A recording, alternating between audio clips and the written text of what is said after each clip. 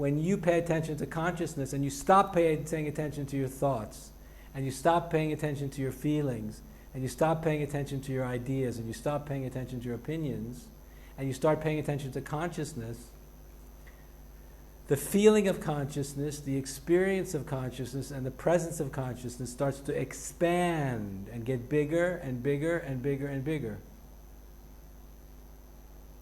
And the bigger the feeling of consciousness gets, the bigger the expansion of consciousness gets, the more powerful and profound is the feeling of freedom, of I am freedom.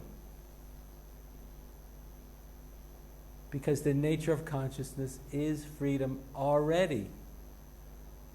Consciousness is always free. Consciousness itself is always free. So the more you pay attention to consciousness, you'll start to feel the expansion. There's an expansion happens. It's like going up in a balloon. It gets bigger and bigger and bigger.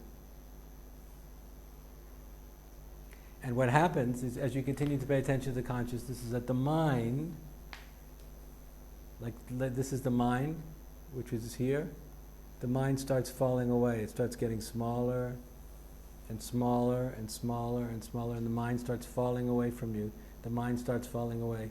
The mind starts disappearing. And when the mind disappears, all there is consciousness. There's nothing else. And what's very interesting, if you keep going with this, you keep going, eventually, after your mind disappears, when your mind disappears, your awareness of the world disappears also. When the mind disappears, the world disappears. When the world disappears, your awareness of your own physical form disappears. And the miracle is when everything disappears, you are still there. But not your mind, not your personality, and not your body.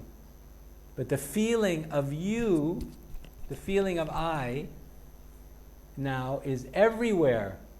No body, no mind, no personality, no world, no universe. Infinite space, infinite akasha. Infinite space, infinite akasha. And the nature of that space is I, or I am. That's all there is.